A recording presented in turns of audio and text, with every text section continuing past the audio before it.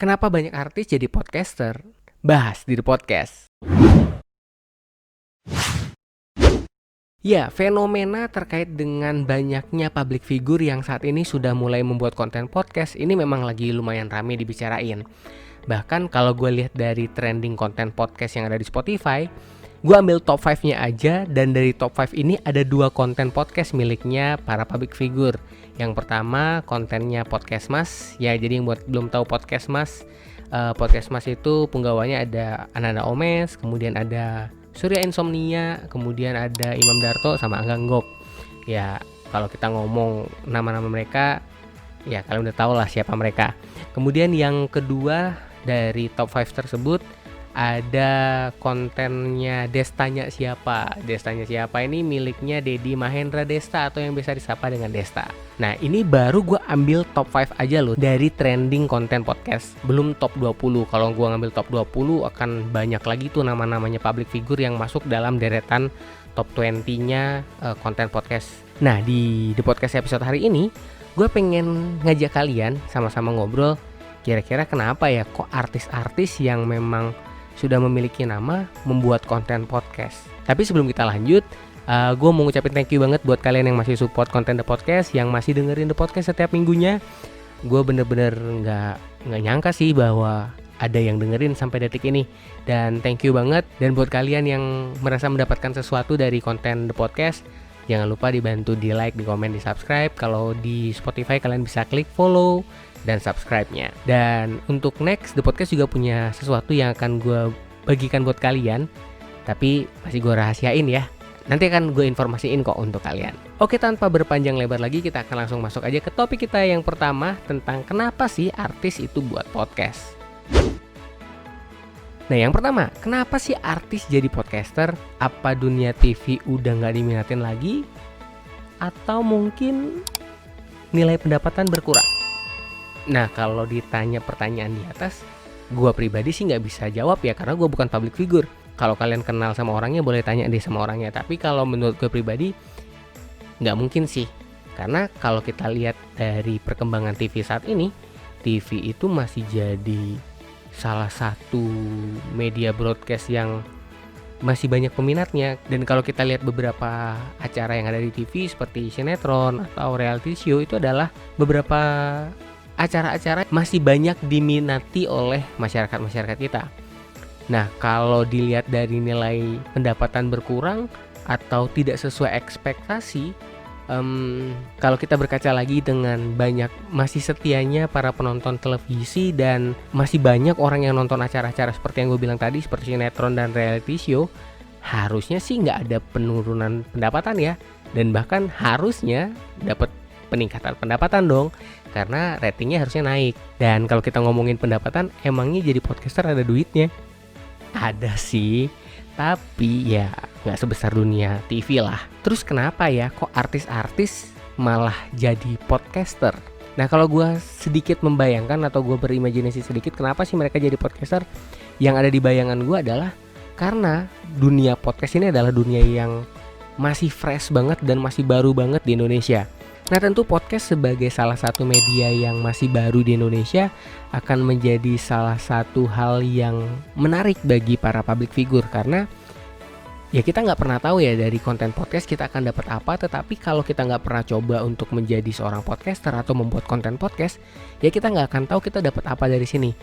Dan inilah yang gue lihat dari para artis-artis ini lakukan, sehingga ketika mereka melihat bahwa ini ada sebuah media baru yang mungkin di kemudian hari akan bisa menjadi salah satu lumbung pemasukan tambahan bagi mereka, bisa jadi ya. Tapi ya sekali lagi gue katakan bahwa konten podcast adalah konten yang masih lumayan baru di Indonesia, dan mungkin saat ini secara pendapatan masih belum terlalu besar, tidak sebesar televisi seperti yang gue bahas tadi. Apakah konten podcast yang mereka buat akan berhasil di kemudian hari? Ya nggak ada yang tahu. Tapi intinya para artis atau para public figure ini ingin mencoba dulu ya. Hitung-hitung kalau gagal ya sudah, mereka masih punya pendapatan. Tapi kalau berhasil ya ini bisa akan jadi salah satu tambahan pemasukan bagi mereka. Nah, yang kedua, kenapa sih para artis-artis ini atau public figure ini buat konten podcast? yang gue dapetin dari beberapa riset gue adalah ya mereka ingin berkarya secara jujur.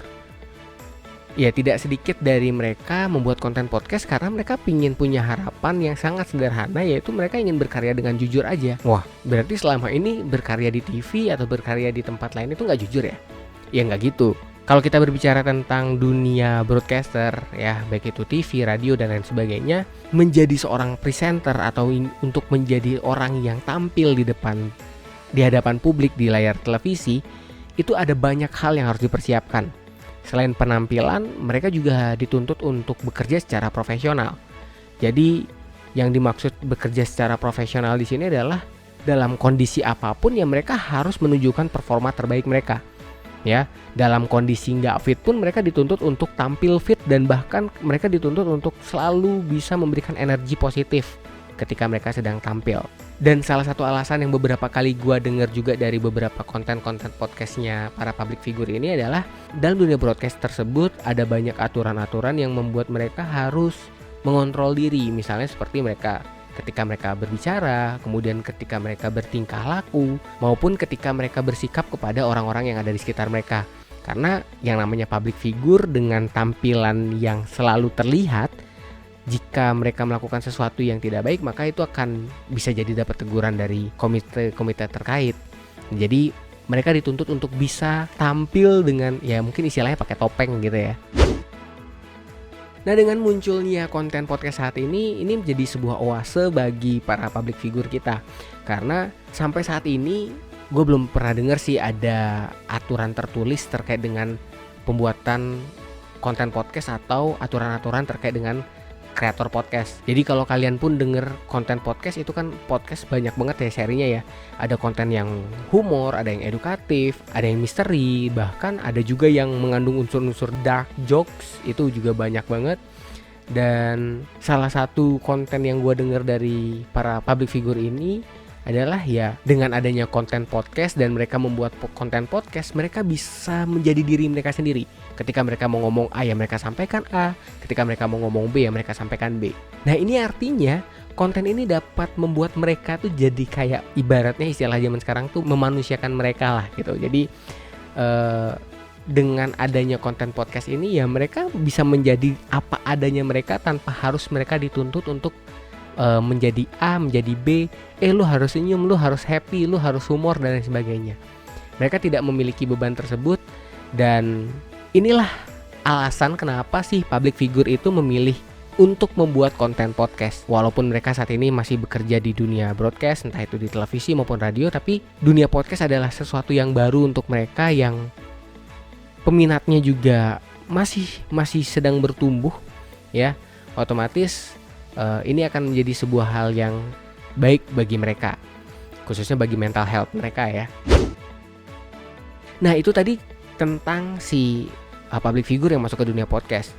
Nah, terus kita gimana nih? Kita orang yang biasa harus sama seperti ketika para public figure masuk ke dunia YouTube, ada banyak konten-konten kreator yang mulai mundur. Nah, kalau gue pribadi sih ini adalah momentum yang baik ya. Kenapa? Karena kita sebagai seorang podcaster, khususnya di dunia podcast ya, dunia podcast ini dunia yang masih baru. Kita nggak perlu sesibuk seperti ketika YouTube pertama kali ada di Indonesia, dimana ya mereka buat konten tapi yang nonton sedikit gitu. Dengan adanya public figure ini menjadi seorang podcaster, maka mereka akan membawa penonton-penonton mereka di TV untuk mendengarkan konten podcast mereka, yang otomatis ini akan mengedukasi masyarakat bahwa sekarang ada konten podcast. Dan otomatis mereka yang kepo apa itu podcast, mereka akan cari tahu podcast. Setelah mereka dengarkan, oh begini ya format podcast, lumayan seru ya, lumayan menarik ya. Jadi otomatis mereka nanti akan mencari kira-kira konten podcast mana ya yang bisa mereka dengerin lagi. Nah, tugas kita adalah ya kita harus buat konten podcast yang memang bisa diterima oleh mereka sebagai seorang pendengar. Jadi ketika kita membuat konten podcast, pastikan konten podcast itu memang kita sudah persiapkan dengan baik. Konten podcast tersebut kita sudah rancang untuk membuat para pendengar kita nyaman mendengarkan kita.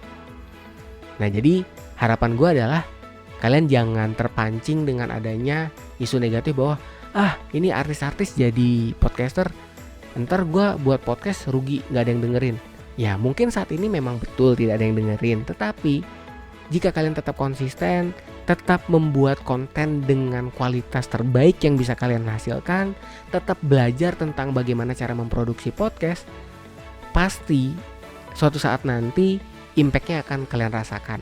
Seperti gue gak pernah nyangka bahwa salah satu konten The Podcast di tahun 2017 yang lalu itu mencapai angka 400 stream lebih.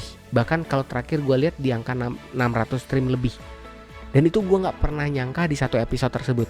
Nah itu artinya adalah ya mungkin saat ini kalian belum ngerasain hasil dari apa yang kalian kerjakan. Tapi gue yakin ketika kalian tetap konsisten akan ada momentumnya. Apalagi sekali lagi ya, para public figure ini udah bantu kita banget untuk menggait orang-orang mengetahui tentang podcast. Jadi harapannya podcast bisa dikenal lebih banyak lagi, bisa didengarkan di mana aja, kapan aja. Bahkan siapa tahu jika di kemudian hari konten kalian yang didengar, konten kalian juga akan jadi besar. Dan gue juga berharap sama seperti kalian. So jangan mau termakan sama isu negatif. Kita tetap harus menjadi podcaster-podcaster yang tetap berkarya untuk tetap menghasilkan konten-konten berkualitas. Dan akhir kata, DP Putra pamit. Stay positive to be inspiring. Bye. Terima kasih udah dengerin. Sampai ketemu di The Podcast selanjutnya.